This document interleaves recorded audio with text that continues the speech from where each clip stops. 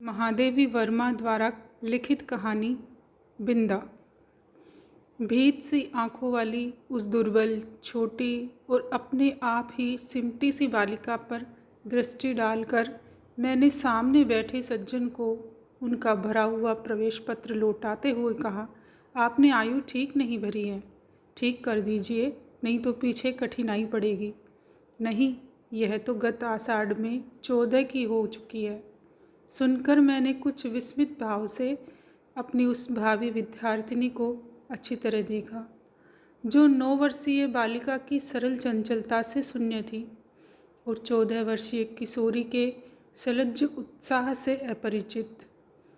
उसकी माता के संबंध में मेरी जिज्ञासा स्वगत न रहकर स्पष्ट प्रश्न ही बन गई, क्योंकि उसकी ओर से कुछ कुंठित उत्तर मिला। मेरी दूसरी पत्नी है और आप तो जानती ही होगी। और उनके वाक्य को अनसुना ही छोड़कर मेरा मन स्मृतियों की चित्रशाला में 2 युगों से अधिक समय की भूल के नीचे दबे बिंदा या बिंदेश्वरी के धुंधले चित्र पर उंगली रखकर कहने लगा, ज्ञात है, अवश्य ज्ञात है। बिंदा मेरी उस समय की बाल्य सखी थी जब मैंने जीवन और मृत्यु का अमिट अंतर जान नहीं पाया था। अपने नाना और दादी के स्वर्ग गमन की चर्चा सुनकर मैं बहुत गंभीर मुख और आश्वस्त भाव से घर भर को सूचना दे चुकी थी कि जब मेरा सिर कपड़े रखने की अलमारी को छूने लगेगा तब मैं निश्चय ही एक बार उनको देखने जाऊंगी। न मेरे इस पुण्य संकल्प का विरोध करने की किसी को इच्छा हुई और न मैंने एक बार मरकर कभी न लौट सकने का नियम जाना। ऐसी दशा में छोटे छोटे असमर्थ बच्चों को छोड़कर मर जाने वाली माँ की कल्पना मेरे बुद्धि में कहाँ ठहरती। मेरा संसार का अनुभव भी बहुत संक्षिप्त सा था। अज्ञान अवस्था से मेरा साथ देने वाली सफ़ेद कुत्ती सीढ़ियों के नीचे वाली अंधेरी कोठरी में आँख मूंदे पड़े रहने वाले बच्चों की इतनी सतर्क पहरेदार हो उठती थी कि उसका गुर्राना मेरी सारी ममता भरी मैत्री पर पानी फेर देता था।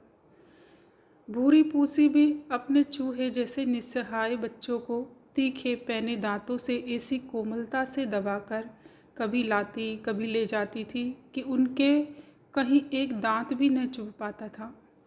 ऊपर की छत के कोने पर कबूतरों का और बड़ी तस्वीर के पीछे गोरैया का जो भी घोंसला था, उसमें खुली हुई छोटी छोटी चोंचों और उनमें सावधानी से भरे जाते दोनों ओर कीड़े मकोड़ों को भी मैं अनेक बार देख चुकी थी। बछिया को हटाते हुए रंबा रंबा कर घर भर को यह दुखद समाचार सुनाने वाली अपनी श्यामा गाय की व्याकुलता भी मुझसे छिपी हुई न थी। एक बच्चे को कंधे से चिपकाए और एक उंगली पकड़े हुए जो भिखारिन द्वार द्वार फिरती थी, वह भी तो बच्चों के लिए ही कुछ मांगती रहती थी। अतः मैंने निश्चित रूप से समझ लिया था कि संसार का सारा कारोबार बच्चों को खिलाने पिलाने सुलाने आदि के लिए ही हो रहा है और इस महत्वपूर्ण कर्तव्य में भूल न होने देने का काम माँ नामधारी जीवों को सौंपा गया है। और बिंदा के भी तो माँ थी जिन्हें हम पंडिताइन चाची और बिंदा नई अम्मा कहती थी। वे अपनी गोरी मोटी देह को रंगीन साड़ी से सजे कसे चारपाई पर बैठकर फूले गाल और चिमटी सी नाक के दोनों ओर नीले कांच के बटन सी चमकती हुई आँखों से युक्त मोहन को तेल मलती रहती थी। उनकी विशेष कारीगरी से समारी पाटियों के बीच में लाल शाही की मोटी लकीर सा सिंदूर, उनिंदी सी आँखों में काले डोरे के समान लगने वाला काजल, चमकीले कर्णफूल, गले की माला, नगदार रंग बिरंगी चूड़ियाँ और घुंघरूदार बिछुए मुझे बहुत भाते थे, क्योंकि यह सब अलंकार उन्हें गुड़िया की समानता दे देते थे। यह सब तो ठीक था, पर उनका व्यवहार विचित्र सा जान पड़ता था। सर्दी के दिनों में जब हमें धूप निकलने पर जगाया जाता था, गर्म पानी से हाथ मुंह धुलाकर मोजे जूते और ऊनी कपड़ों से सजाया जाता था और मना मना कर गुनगुना दूध पिलाया जाता था, तब पड़ोस के घर में पंडिताइन चाची का स्वर उच्च से उच्चतर होता रहता था। यदि उस गर्जन तर्जन का कोई अर्थ समझ में न आता तो मैं उसे शाम के रंभाने के समान स्नेह का प्रदर्शन भी समझ सकती थी, परंतु उसकी शब्दावली परिचित होने के कारण ही कुछ उलझन पैदा करने वाली थी। उठती है या आऊं? बैल कैसे दीदे क्या निकाल रही है? मोहन का दूध कब गर्म होगा? अभागी मरती भी नहीं आदि वाक्यों में जो कठोरता की धारा बहती थी, उससे मेरा अबोध मन भी जान ही लेता था। कभी कभी जब मैं ऊपर की छत पर जाकर उस घर की कथा समझने का प्रयास करती, तब मुझे मैली धोती लपेटे हुए बिंदा ही आंगन से चौके तक फिरकनी सी नाचती हुई दिखाई देती। उसका कभी झाड़ू देना, कभी आग जलाना, कभी आंगन के नल से कलसी में पानी लाना, कभी नई अम्मा को दूध का कटोरा देने जाना मुझे बाजीगर के तमाशे जैसा लगता था, क्योंकि मेरे लिए तो ये सब कार्य असंभव से थे। पर जब उस विस्मित कर देने वाले कौतुक की उपेक्षा कर पंडिताइन चाची का कठोर स्वर गूंजने लगता, जिसमें कभी कभी पंडित जी की घुड़की का पुट भी रहता था, तब न जाने किस दुख की छाया मुझे घेरने लगती थी, जिसकी सुशीलता का उदाहरण देकर मेरे नटखटपन को रोका जाता था। वही बिंदा घर में चुपके चुपके कौन सा नटखटपन करती रहती है, इसे बहुत प्रयत्न करके भी मैं न समझ पाती थी। मैं एक भी काम नहीं करती थी और रात दिन उधम मचाती रहती, पर मुझे तो माँ ने न मर जाने की आज्ञा दी और न आंखें निकाल लेने का भय दिखाया। एक बार मैंने पूछा भी, क्या पंडिताइन चाची तुम्हारी तरह नहीं है? माँ ने मेरी बात का अर्थ कितना समझा यह तो पता नहीं।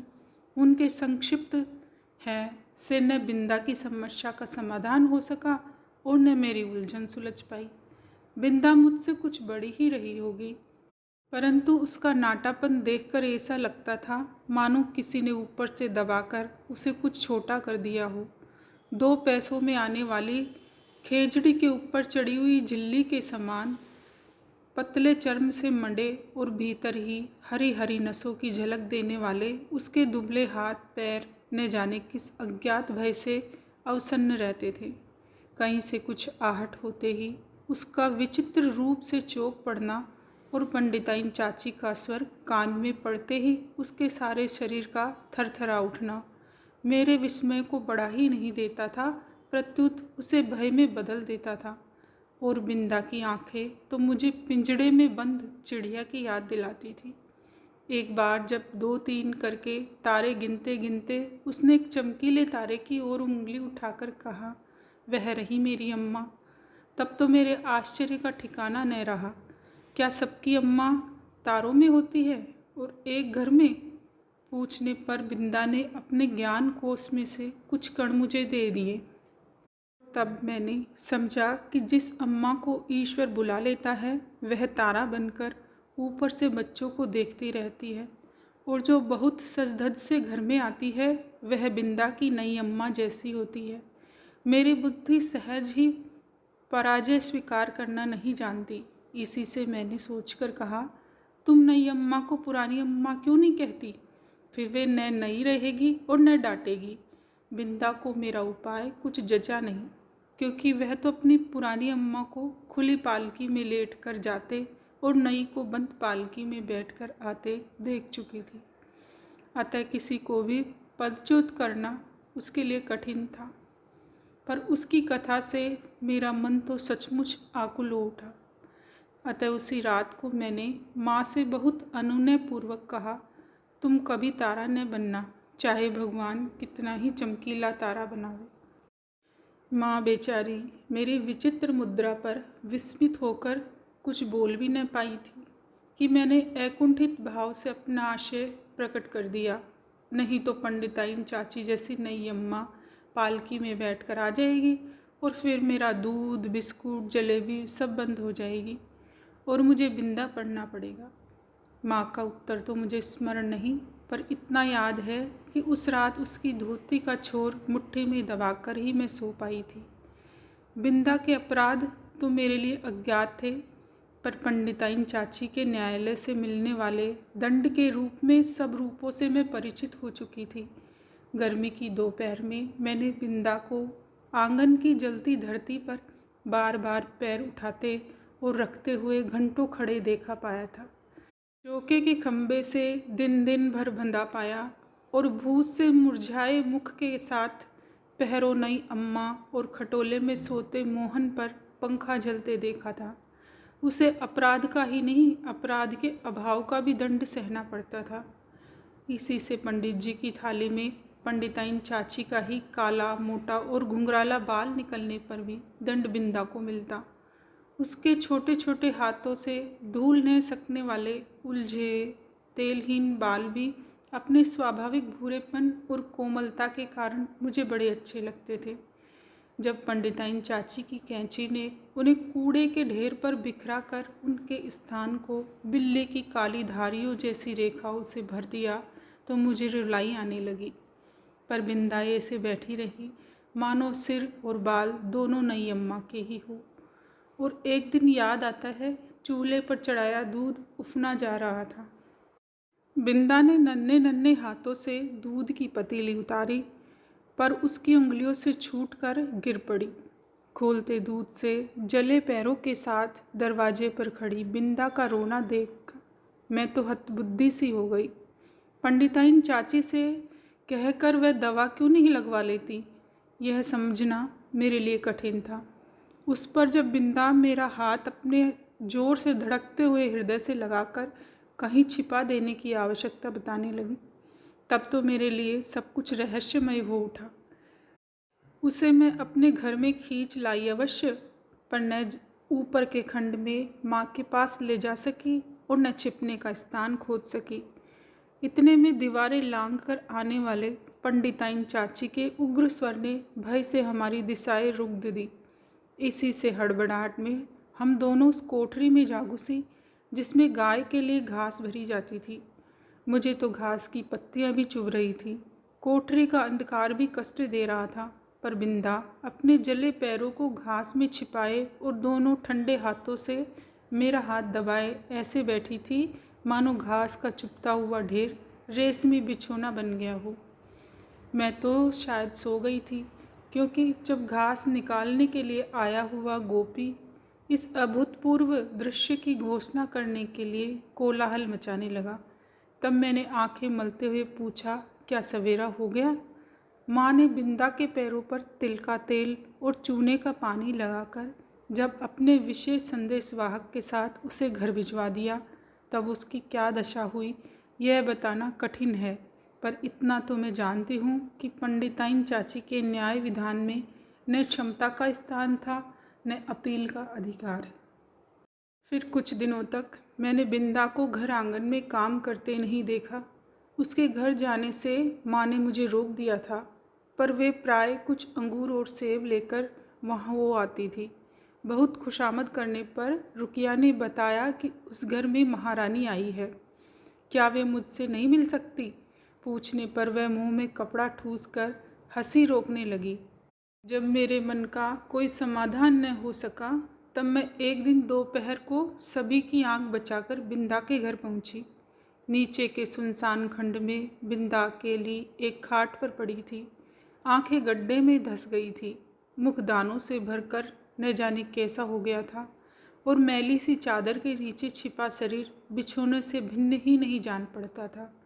डॉक्टर, दवा की शीशियाँ, सिर पर हाथ फेरती हुई माँ और बिछोने के चारों चक्कर काटते हुए बाबूजी के बिना भी बीमारी का अस्तित्व है, यह मैं नहीं जानती थी। इसी से उस अकेली बिंदा के पास खड़ी होकर मैं चकित सी चारों ओर देखती रह गई। बिंदा ने ही कुछ संकेत और कुछ अस्पष्ट शब्दों में बताया कि नई अम्मा मोहन के साथ ऊपर खंड में रहती है, शायद चेचक के डर से। सवेरे शाम बरौनी आकर उसका काम कर जाती है। फिर तो बिंदा को देखना संभव न हो सका, क्योंकि मेरे इस आज्ञा उल्लंघन से माँ बहुत चिंतित हो उठी थी। एक दिन सवेरे ही रुकिया ने उनसे न जाने क्या कहा कि रामायण बंद कर बार बार आंखें पोंछती हुई बिंदा के घर चल दी। जाते जाते वे मुझे बाहर न निकलने का आदेश देना नहीं भूली थी। इसी से इधर उधर से झांक कर देखना आवश्यक हो गया। रुकिया मेरे लिए त्रिकालदर्शी से कम न थी, परंतु वह विशेष अनुनय विनय के बिना कुछ बताती ही नहीं थी। और उससे अनुनय विनय करना मेरे आत्मसम्मान के विरुद्ध पड़ता था।